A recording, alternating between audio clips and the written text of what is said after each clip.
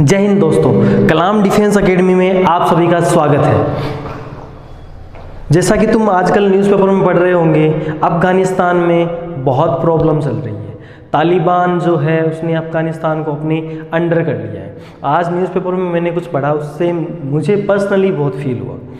एक अपने नेताजी हैं, नाम नहीं लेना चाहूँगा मैं किसी का, वो कहते हैं कि तालिबानियों ने अफ़गानिस्तान को अपने अंडर लेने में वही संघर्ष किया जो स्वतंत्रता संग्राम में जो अपने देशभक्त थे ना, उन्होंने जो संघर्ष किया था, वही संघर्ष तालिबानियों ने किया है। क्या कहना चाहते हो तुम? कहाँ किसका कंपेयर किससे किया जा रहा है? ये अपने देश के ही लोग हैं जो खाते हैं अपने देश की है, पर गाते किसकी है? अपने पड़ोसी देश की। क्या चाहते हो? देशभक्ति है तो रखो, नहीं है किसी को इज्जत नहीं दे सकते तो मत दो, पर उसकी कम से कम बेइज्जती तो मत करो। क्यों किसी के बारे में कुछ कह रहे हो? तुम यहां पे किसकी इंसल्ट कर रहे हो? जिसने अपने देश को आज़ाद कराने के लिए बहुत कुछ किया है, उनकी तुम इंसल्ट कर रहे हो, बेइज्जती कर रहे हो। तो इन सब की तरफ ध्यान ना देके आपका जो कंसंट्रेशन है वो किस तरफ होना चाहिए कि हमें आर्मी में जाना है। लोग क्या बोलते हैं क्या नहीं बोलते हैं उसकी तरफ ध्यान ना देते हुए सिर्फ अपने फोकस, अपने टारगेट की तरफ ध्यान दो। मुझे आर्मी में जाना ही है। एयरफोर्स, नेवी, एनडीए, बहुत से ऑप्शन, बहुत अच्छे अच्छे ऑप्शन। आज एक खबर और पढ़ी है मैंने, एनडीए में अब गर्ल्स भी अलाउड है। एनडीए का जो एग्ज़ाम होगा उसमें गर्ल्स भी अलाउड है। तो ये भी कितनी अच्छी अपॉर्चुनिटी है गर्ल्स के लिए। तो बेटा पढ़ाई करोगे तो बहुत कुछ अच्छा मिलेगा, और नहीं करोगे तो ये जो नेता बोल रहे हैं ना हर कुछ ही, वैसे तुम भी बोलते हो मिलोगे नहीं। ठीक है, तो अब अपन टॉपिक को कंटिन्यू करते हैं। टॉपिक था अपना परसेंटेज, प्रतिशतता। ठीक है, प्रतिशतता की अगर मैं बात करूं तो लास्ट क्लास में अपन ने प्रतिशतता के जो बेसिक्स थे उनके बारे में बात की थी। आज उसी चीज़ को मैं कंटिन्यू कर रहा हूं, आगे क्वेश्चंस करेंगे अपन। देखो आज का पहला क्वेश्चन है, एक व्यक्ति अपनी मासिक आय का 12% बचत करता है।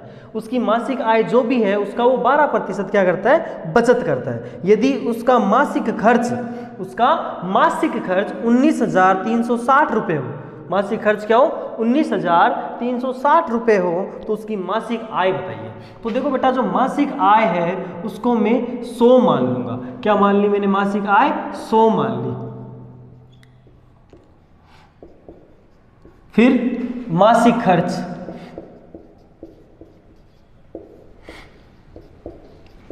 फिर अगला है मासिक बचत। अगर मैं बात करूं मासिक आय की तो वो मैंने 100 एज्यूम कर ली, 100 एज्यूम कर ली, और उसकी बचत कितनी है? 12%, मीन्स 12 रुपये। तो देखा जाए तो उसका मासिक खर्च कितना हो गया? 88 हो गया। ठीक है, कैसे? 100 में से 12 माइनस कर दिया, 88 आ गया। अब क्वेश्चन में क्या कहा है? क्वेश्चन में कहा है कि उसका मासिक खर्च जो है वो 19,360 रुपये। मासिक खर्च क्या है? 19,360 रुपये। तो उसकी मासिक आय बताओ। ये यहाँ क्या होगा वो बताना है। तो सिंपल सा मैंने तुम्हें लास्ट क्लास में भी ट्रिक बताई थी, जो दिए हुए हैं दो उनको क्रॉस में मल्टीप्लाई कर दो, जो आंसर आएगा उसको 88 से डिवाइड कर देंगे। तो देखो 19,360 को 100 से गुणा करना है, जो भी आंसर आएगा उसमें 88 का भाग देना है। तो मैं क्या कर रहा हूँ, 88 को और 19,360 को 11 की टेबल से कट कर रहा हूँ। 11 × 88 इसको कट किया, 11 एकम 11, बचेगा कितना? 8 और 3, 11 7 77, बचेगा कितना?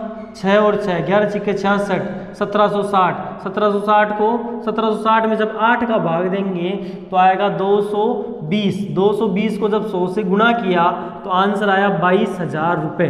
ठीक है, तो जो भी पर्सन था उसकी मासिक आय कितनी है? 22,000 रुपये है। मैं बेटा सारे क्वेश्चन 100 से ही रिलेट करके करूँगा। क्यों कर रहा हूँ? क्यों तरीका सारे क्वेश्चन में एक ही यूज करना है, तो एक ही रखो ना बेटा। कहाँ दिक्कत आ रही है? 100 मान लो कि मतलब अगर अपने को एज्यूम करना होगा ना, तो जब प्रतिशतता की बात होगी, जब परसेंटेज की बात होगी, तो 100 एज्यूम करके ही क्वेश्चन सोल्व करेंगे। यहाँ पे XYZ में नहीं जाओगे। XYZ में अगर चले गए तो क्वेश्चन बहुत ज़्यादा हार्ड हो जाएगा। अगला क्वेश्चन है, सन्नी को एक परीक्षा में उत्तीर्ण होने के लिए 36% अंक प्राप्त करने थे। ठीक है, परीक्षा थी, मान लो 100 नंबर की थी। ठीक है, उसको 36% अंक चाहिए थे पास होने के लिए। पास होने के लिए कितने चाहिए 36%, और टोटल मार्क्स ये दिए हुए हैं कितने 100 मान लिए मैंने। अब उसने क्या किया, वो पास नहीं हुआ, उसके 24% मार्क्स आए। कितने आए, कितने आए कितने उसके 24% आए। कितने आ गए 24%। इसके बाद में क्या कहा है, अंक प्राप्त किए तथा 9 अंकों से फेल हो गया। कितने अंकों से फेल हुआ 9 अंकों से। देखो डिफरेंस, मतलब जितने उसको लाने थे ना और जितने उसके आए उनमें जो डिफरेंस दिया हुआ है वो क्वेश्चन में 9 नंबर का दिया हुआ है। कितने नंबर का दिया हुआ है 9 नंबर का। यहां देखिए अपन तो पास 36 से होना था, आए 24, इनका डिफरेंस देखो कितना है 36 में से 24 माइनस किया तो कितने का डिफरेंस है 6 + 6 12 का डिफरेंस है। कितने का डिफरेंस है 12 का डिफरेंस। देखो बेटा 100 नंबर का था पेपर, उसको 36% लाने थे पर वो 24% ला पाया तो 12 का डिफरेंस रह गया। और क्वेश्चन के अकॉर्डिंग डिफरेंस कितने का दिया हुआ है 9 का। और पूछा क्या है कि जो एग्जाम था ना वो कितने नंबर का था ये पूछा है। ठीक है, तो इन दोनों से कोई मतलब नहीं है। यहाँ और उसकी बात करो, टोटल की और डिफरेंस की बात करो। तो देखो 9 को 100 से गुणा करना है और 12 का भाग देना है। 9 को 100 से गुणा करना है और 12 का भाग देना है। 9 गुणा 100/12। 9 को 100 से गुणा किया 900। 900 में भाग किसका देना 12 का। 2 12 कम 12 12 6 72 12 7 84। बचा कितना 6 और 0 12 पंजे 60। तो कितने मार्क्स का पेपर था 75 मार्क्स का पेपर था। कितने नंबर का था पेपर 75 नंबर का। ठीक है, अब बात करते हैं आगे अगले क्वेश्चन की। देखो बेटा ऐसे 100 मान को करोगे तो भी ही इजी होगा क्वेश्चन। तो मैंने इसमें कुछ भी नहीं किया, टोटल थे 100 मार्क्स टोटल था, 36 मार्क्स पास होने के लिए चाहिए और आए कितने उसके 24, दोनों में डिफरेंस था 12 का। ठीक है, तो ये तो अपने अकॉर्डिंग था। क्वेश्चन में दिया हुआ था डिफरेंस 9 का, तो मार्क्स कितने मार्क्स का पेपर 75। देखो अगला क्वेश्चन। अगला क्वेश्चन दिया हुआ है एक मेज के अंकित मूल्य में 8% की कटौती करने पर इसका मूल्य 4600 रुपये हो गया। तो अंकित मूल्य बताओ। एक मेज थी उसका अंकित मूल्य। देखो बेटा जब अपन कोई भी मार्केट में चीज़ खरीदने जाते हैं ना तो उस पर कुछ ना कुछ उसकी प्राइस लिखी हुई होती है ना। फिर दुकानदार क्या करता है उस पर कुछ डिस्काउंट देता है अपने। क्या देता है डिस्काउंट। और डिस्काउंट देने के बाद में ठीक है वो उसको बेचता है, विक्रय करता है, उसका विक्रय मूल्य उसको बेच देता है। तो बेचने पे मान लो उसमें देखो क्या था, क्वेश्चन में दिया हुआ है एक मेज है उसके अंकित मूल्य में 8% की कटौती कर दी। मतलब मान लो उसका जो कीमत थी वो 100 रुपये थी, डिस्काउंट कितना दिया 8% डिस्काउंट दे दिया तो कितने रुपये होगी कीमत 92 रुपये हो गई। क्या होगी 92 रुपये। अब अपने को कहा है कि क्वेश्चन में क्या कहा है कि विक्रय मूल्य उसका 4600 रुपये। क्या है 4600 रुपये। तो अपने को अंकित मूल्य बताना है, ये वाला मूल्य बताना है। तो वही तरीका 100 को 4600 से गुणा कर दो, 92 का भाग दे दो। तो 4600 गुणा 100 भाग 92। ठीक है, 4600 गुणा 100 भाग 92। तो 46 का डबल ही होता है 92। ठीक है, तो कट कर दो, ये तो आ जाएगा 100, ये आ जाएगा 2। ठीक है, 2 को 100 से कट किया 50। 50 को जब 100 से गुणा करते हैं तो आता है 5000 रुपये। तो उसका अंकित मूल्य क्या था 5000 रुपये उसका अंकित मूल्य। क्या है अंकित मूल्य 5000 रुपये। ऐसे निकालना है, कोई ज़्यादा टफ नहीं है। बस 100 ये ध्यान रखना है कि अपने को 100 एज्यूम करना है। 100 एज्यूम करके करोगे तो कोई भी चीज़ टफ नहीं होगी। अब आगे बात करते हैं। देखो क्वेश्चन है एक परीक्षा में एक छात्र 30% अंक लाए। कोई परीक्षा थी 100 नंबर की थी। ठीक है, वो अगर 30% अंक लाता है तो वो 45 नंबर से फेल हो गया। कितने नंबर से फेल हो गया 45 नंबर से। दूसरा जो छात्र है ना वो इसी परीक्षा में 42% अंक लाता है। कितने लाता है 42% अंक लाता है। तो वो 45 नंबर ज़्यादा ले आता है, जितना उसको चाहिए ना पासिंग मार्क्स उससे 45 नंबर ज़्यादा लाता है। मतलब ये कंफर्म है इन दोनों के बीच में है ना वो पासिंग मार्क्स है। 30 और 42 के बीच में कुछ है, पता नहीं अपने को कितना है। ठीक है, तो ये कहा है कि तो ये बताओ कि न्यूनतम अंक ज्ञात कीजिए। तो पूर्णांक तथा उत्तीर्ण होने के लिए न्यूनतम अंक ज्ञात कीजिए।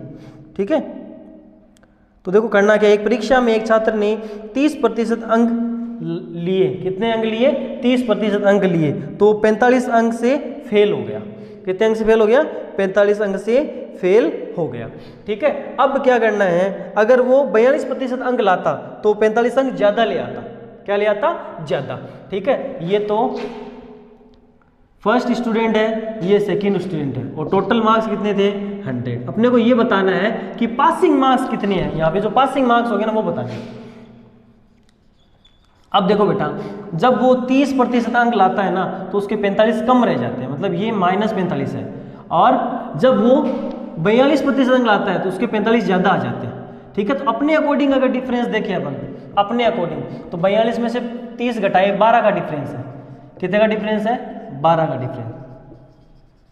इसमें अगर डिफरेंस देखें तो 45 यहाँ पे प्लस है, यहाँ पे 45 माइनस। इसमें तो 45 कम रह रहे थे, इसमें 45 ज़्यादा थे, तो 45 कितने का डिफरेंस हो गया? 90 का डिफरेंस हो गया। कितने का? 90 का। तो यहाँ अगर क्वेश्चन के अकॉर्डिंग देखें तो डिफरेंस 90 का आ रहा है, और अपने अकॉर्डिंग डिफरेंस 12 का आ रहा है। तो टोटल मार्क्स देखो कितने आते हैं, देखें टोटल मार्क्स यहाँ पे कितने आते हैं वो देखते हैं। ठीक है, तो देखा जाए तो टोटल मार्क्स क्या आएंगे, देखो 100 को 90 से गुणा कर दो और 12 का भाग दे दो।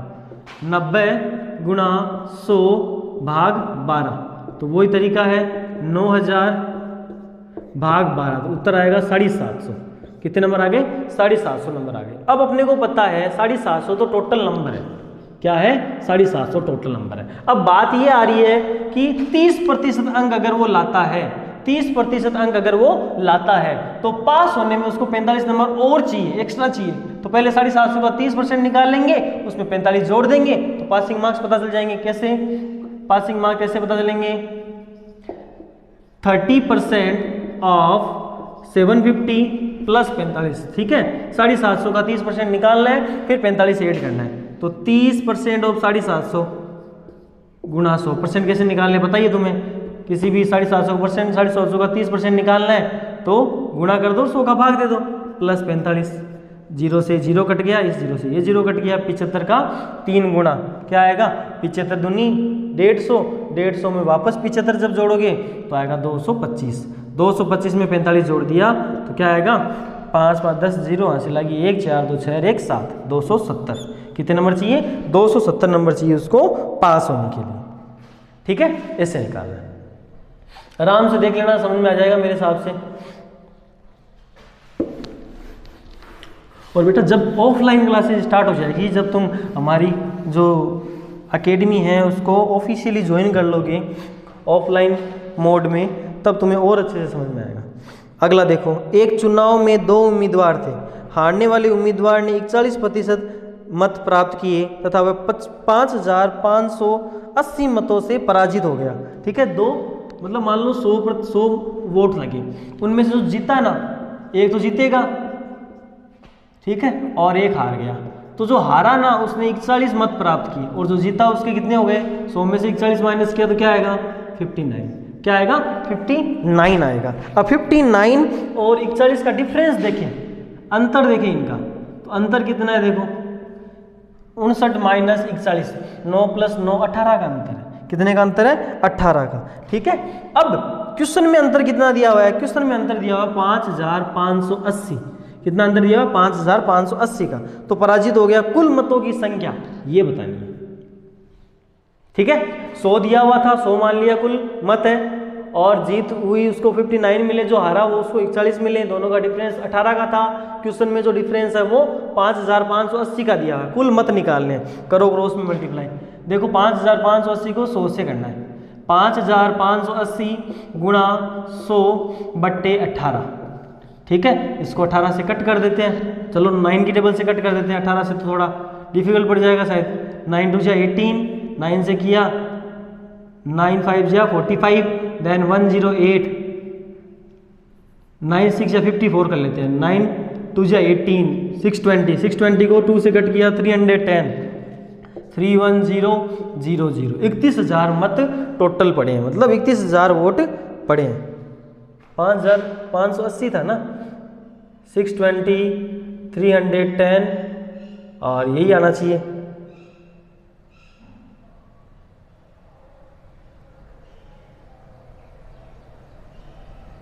रुकना एक बार, हाँ यही आएगा। ठीक है, आगे बात करते हैं। आगे अगर देखें तो अगला क्वेश्चन है, एक चुनाव में 2 उम्मीदवार थे। एक चुनाव में कौन थे? 2 उम्मीदवार थे। इसी के जैसा ही है, उसमें थोड़ा सा अलग है। क्या है? देखो, एक चुनाव में 2 उम्मीदवार थे। 8% मतदाताओं ने अपने मत का प्रयोग ही नहीं किया। 100 मतदाता थे, वोट नहीं दिया, वोट नहीं दिया। कितनों ने नहीं दिया? 8 ने नहीं दिया। 100 थे, उसमें से 8 ने वोट ही नहीं दिया। ठीक है, अब क्या कहा, जीतने वाले उम्मीदवार ने कुल मतों का 48% प्राप्त किया। जो जीता ना, जो जीता है, और उसने क्या किया, कुल जो मत थे ना उसका 48% प्राप्त किया। तो बाकी कितने बच गए? देखो 48 प्लस 8 हो जाएंगे 56। 48 प्लस 8 कितने हो गए? 56। 100 में से 56 माइनस किया, कितना? 44% हार वाले ने प्राप्त किया। 48 तो किसने प्राप्त किया? जीत वाले ने, और 44% हार वाले ने। आगे क्या कहा है, 48% मत प्राप्त किए दूसरे उम्मीदवार को 1100 मतों से पराजित किया। ठीक है, तो इन दोनों का जो डिफरेंस है ना, अंतर, वो दिया हुआ है 1100। अपने अकॉर्डिंग अंतर देखे तो 48 और 44 4 का अंतर है। ये 8 भूल जाओ, 8 ने तो वोट ही नहीं दिया। हार और जीत वाले में कितने का डिफरेंस है? 4 का डिफरेंस है। और क्वेश्चन में कितना डिफरेंस दिया हुआ है? 1100 का डिफरेंस दिया हुआ है। अपने को मत बताने के टोटल मत कितने, ये बताना है। तो वही बात, 1100 को 100 से गुणा कर दो, जो आंसर आएगा उसमें 4 का भाग दे दो। 1100 गुणा 100 भाग 4। ठीक है, तो 4 को इससे कट कर देते, 25 आएगा। 25 को गुणा करना है किससे? 1100 से। तो क्या आएगा? 27500, 27500। क्या आएगा? 27500 वोट है टोटल। टोटल कितने उम्मीदवार है, मतलब टोटल कितने वोट है? 27500। अब अगला करते हैं। देखो अगला है, अब इस क्वेश्चन को समझना, मैं कोई ट्रिक नहीं बता रहा हूँ तुम्हें, एक ही ट्रिक से सारे क्वेश्चन कर रहा हूँ, कोई नई ट्रिक नहीं बताई मैंने। क्या होता है बेटा, जब एक ही टॉपिक में 2-2, 3-3 ट्रिक होती है ना, तो बच्चा कंफ्यूज हो जाता है। ठीक है, कंफ्यूजन ये हो जाता है कि कौन सी ट्रिक लगाए यहाँ पे। सर ने 2 ट्रिक बताई थी, ये भी बताई थी, ये भी बताई थी, तो एक ही ट्रिक रखनी है। देखो क्या है अगला क्वेश्चन, यदि ए की हाइट बी की हाइट से 20% अधिक है, ये ए है, ये बी है। ए की जो हाइट है ना वो बी की हाइट से 20% कम है। ए की जो हाइट है बी से कम है। किससे कम है? बी से। तो जहां पे से लिखा हुआ होता है ना, ए की हाइट बी से कम है, तो बी की 100 मान लो। तो ए की कम है कितनी? 20%, तो 100 का 20% 80 हो जाएगी। कितनी कम है? 80। अब पूछा क्या है, अब ये अपने को ये पूछा है कि बी की ऊंचाई ए की ऊंचाई से कितनी अधिक है। बी की जो ऊंचाई है ना, ये इससे कितनी अधिक है, ये जो है ये इससे कितना प्रतिशत अधिक है। तो वैसे देखा जाए तो कितना अधिक है? 20। अब जो प्रतिशत निकालना है वो ए पे निकालना है। पहले जो प्रतिशत था वो किस पे था? बी पे था। अब ए पे निकालना है। तो दोनों का डिफरेंस 20, नीचे 80 लिखना है, गुणा 100 करना है। दोनों का डिफरेंस 20, नीचे 80 लिखना है, गुणा 100 करना है। तो 0 से 0 काट दो।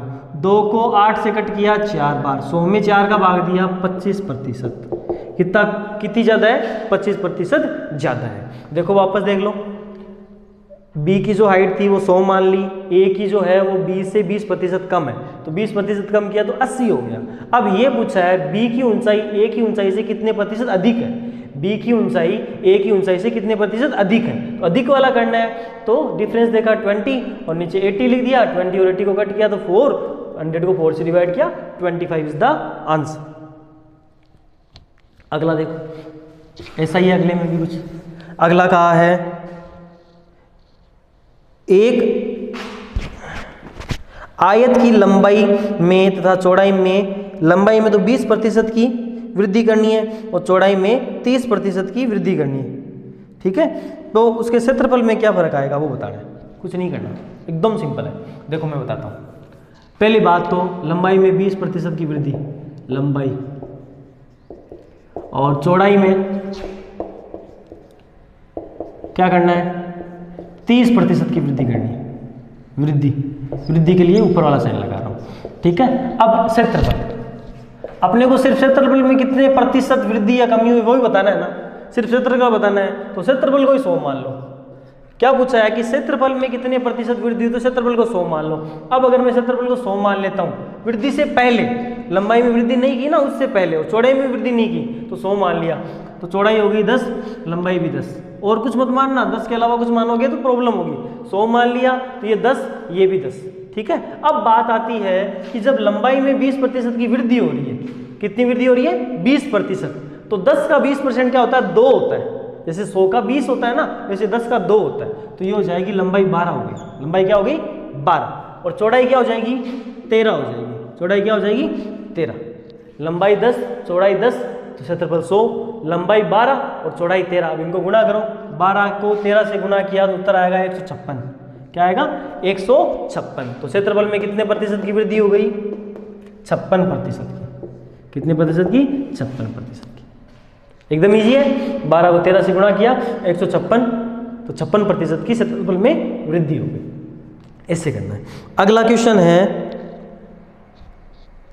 एक वर्ग की प्रत्येक भुजा में 20% की कमी कर दी। एक वर्ग है उसकी प्रत्येक भुजा में 20% की कमी कर दी। तो यही वर्ग है मान लो, ठीक है, उसमें भी मान लो लंबाई चौड़ाई मान सकते हैं, उसकी भुजा मान ली 10, ठीक है। जो वर्ग है उसकी भुजा मैंने क्या मान ली 10 मान ली। तो वर्ग का क्षेत्रफल क्या होता है भुजा स्क्वायर, मीन्स भुजा गुणा भुजा 10 गुणा 10 क्या आ रहा है 100 आ रहा है। अब उसकी जो भुजा थी ना उसमें 20% की कमी कर दी, मतलब 8 कर दी भुजा। क्या कर दी 10 की जगह 8 कर दी, 2 कम कर दिए। तो 8 गुणा 8 क्या आ जाएगा 64 आ जाएगा। 8 गुणा 8 क्या आ गया 64 आ गया। तो कितने प्रतिशत की कमी हो गई क्षेत्रफल में 100 में से 64 घटाए 36% की कमी। क्षेत्रफल क्या हो जाएगा 36% की कमी हो जाएगी क्षेत्रफल। ठीक है, भुजा में 20% कम करना है तो 10 का 20% 2 होता है, 10 में से 2 कम किया 8, यहाँ पे भी 10 में से 2 कम किया 8, 8 × 8 64, 100 में से 64 घटाया 36% की कमी। आगे करते हैं।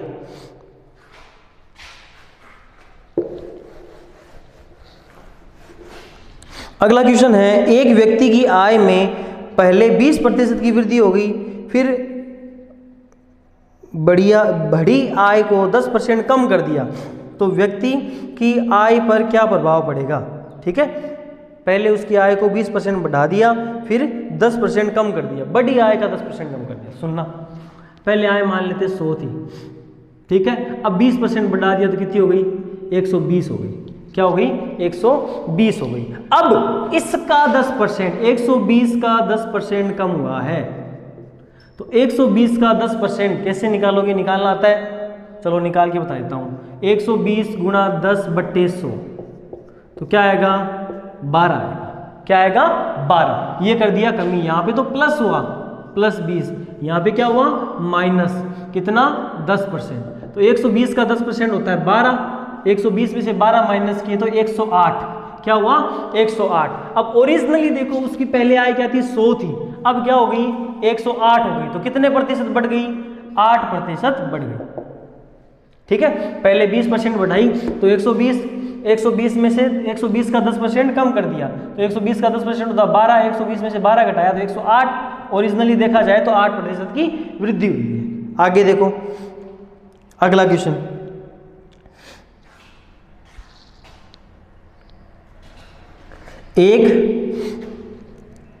अगला क्वेश्चन है, एक व्यक्ति ने 2 वस्तुओं को पहली 20% लाभ पर तथा दूसरी को 20% हानि पर बेचा। यदि दोनों के विक्रय मूल्य बराबर हो तो लाभ या हानि पर क्या प्रभाव पड़ेगा। ठीक है, सुनना मेरी बात। एक व्यक्ति है जिसने एक चीज खरीदी 20% लाभ पर, मतलब बेची, और एक को बेचा 20% हानि पर। एक वस्तु को बेचा 20% लाभ पर, एक को बेचा 20% हानि पर। दोनों का विक्रय मूल्य बराबर है। दोनों का क्या है विक्रय मूल्य बराबर है। विक्रय मूल्य बराबर है, दोनों ही चीज़ों का क्या है विक्रय मूल्य बराबर है। तो अपने को ये बताना है कि उसको फाइनली जो हुआ है ना वो लाभ हुआ है या हानि हुआ है। फाइनली क्या हुआ है लाभ हुआ है या हानि हुआ है, तो वो समझ लेना कैसे निकालते हैं। ठीक है, इसका एक सूत्र होता है R/10 का स्क्वायर। R/10 का स्क्वायर मतलब जो भी दर दी हुई है ना 20%, जो भी दर दी हुई है उसमें 10 का भाग देना है, फिर वर्क करना है। ये सूत्र है इसका। तो इसी में एक ट्रिक तुम्हें याद रखनी पड़ेगी, बाकी मैंने कहीं ट्रिक नहीं बताई। 20/10 का स्क्वायर, तो 0 से 0 कट कर दो, 2 बचा, 2 का स्क्वायर 4% की हमेशा हानि ही होती है। क्या होती है हानि। यहाँ पे मान लो 20 की जगह 30 होता तो मैं क्या करता 30/10 का होल स्क्वायर, 0 से 0 कट कर देता, 3 का स्क्वायर आता 9% की हानि। सीधा आंसर लिखना है। ठीक है, अगला देखो,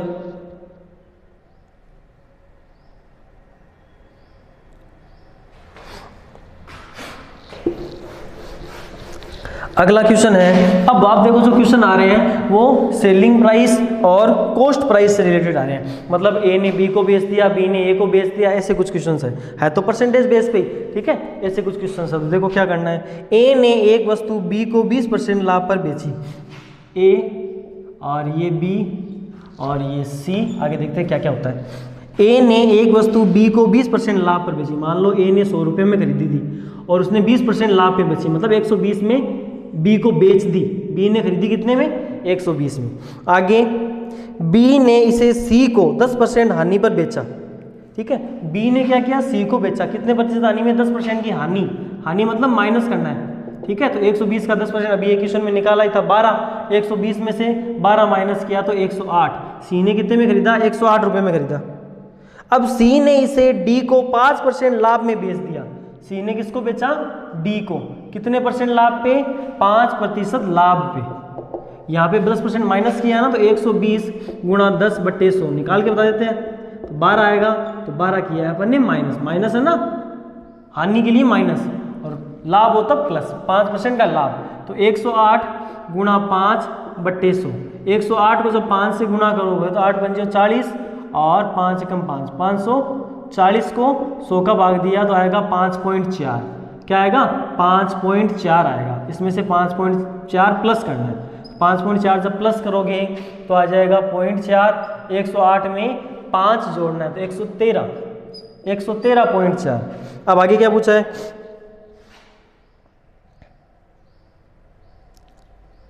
बेच दिया, डी ने इसका मूल्य 1814.4 रुपये अदा किया। डी ने कितने रुपए में खरीदी, ओरिजिनली 1814.4 रुपये में खरीदी है उसने ओरिजिनली। तो ए ने वस्तु को कितने रुपए में खरीदा था, ए ने कितने में खरीदा था, 100 में खरीदा था अपने अकॉर्डिंग, तो और इसके अकॉर्डिंग बताना है, ठीक है।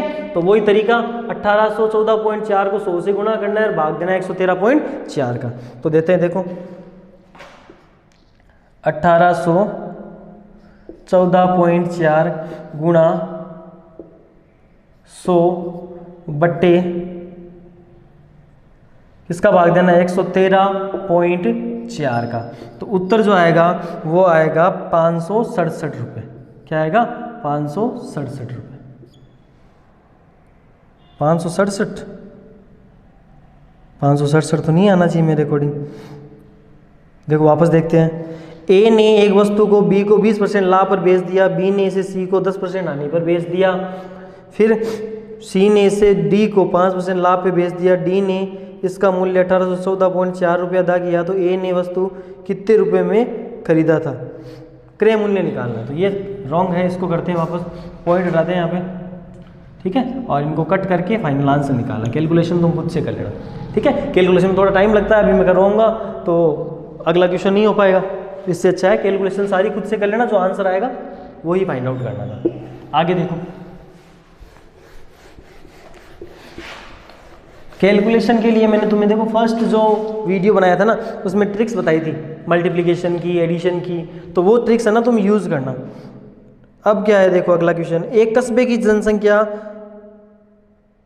1,76,400 है, इसमें 5% वार्षिक दर से वृद्धि होती है। 2 साल बाद जनसंख्या कितनी होगी और 2 साल पूर्व जनसंख्या क्या थी वो बतानी है। 2 साल बाद कितनी होगी और 2 साल पूर्व कितनी थी वो बतानी है, ठीक है। तो देखो मेरी बात सुनना अच्छे से, 2 साल बाद क्या होगी और 2 साल पूर्व क्या थी, दोनों समझना। मान लो अभी जो है ना वो जनसंख्या कितनी है, 100 है, और ऐसे कितनी दी हुई है, 1,76,400, ठीक है। 2 साल बाद की बतानी है, और पर वर्ष कितनी, 10% की, 5% की वृद्धि होती है, ठीक है। तो देखो मैं बात करूं अगर अभी की जनसंख्या की, ठीक है, तो मान लो 100 है, 5% की वृद्धि होगी तो कितनी होगी, 105 होगी, कितनी होगी, 105। अब और 5% की वृद्धि होगी तो 105 का 5%। इससे अच्छा है तुमने मिश्र धन का सूत्र जरूर पढ़ा होगा, चक्रवृद्धि ब्याज पढ़ा होगा, है ना। तो चक्रवृद्धि ब्याज में देखो बेटा एक सूत्र पढ़ा था अपन ने, मूलधन अगर पढ़ा है तो, अदरवाइज इस क्वेश्चन में देख लो, सिर्फ मूलधन गुणा 1 प्लस दर बट्टे 100 घात होता है समय, ठीक है। ये होता है मिश्र धन निकालने का सूत्र। किसका सूत्र, मिश्र धन निकालने का सूत्र, ठीक है। तो यहाँ पे जो मूलधन होगा वो हो जाएगी वर्तमान की जनसंख्या, मिश्र धन जो होगा वो 2 साल बाद की जनसंख्या, दर हो जाएगी जो क्वेश्चन में दी हुई है, समय 2 वर्ष निकालना ही है। तो 1,76,000 यही थी ना जनसंख्या, 1,76,000। एक बार चेक कर लेते हैं, 76,400, ठीक है, गुणा दर 1 + 5/100 और समय कितना है 2 वर्ष। तो ये लिखा मैंने 1,76,400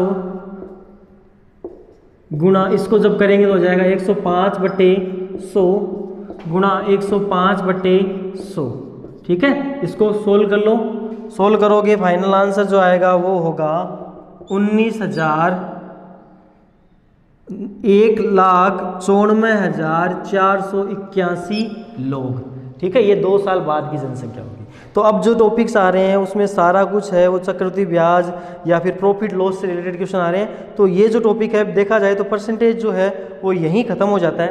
परसेंटेज से रिलेटेड जो क्वेश्चंस थे जितने बन सकते थे उतने मैंने बताने की कोशिश की है, और बाकी जो हमारे पास जो भी बुक है उसमें परसेंटेज की क्वेश्चन करना, जो प्रॉब्लम आए वो अपन वापस डिस्कस करेंगे। तब तक के लिए जय हिंद, जय भारत, भारत माता की जय, इंकलाब जिंदाबाद।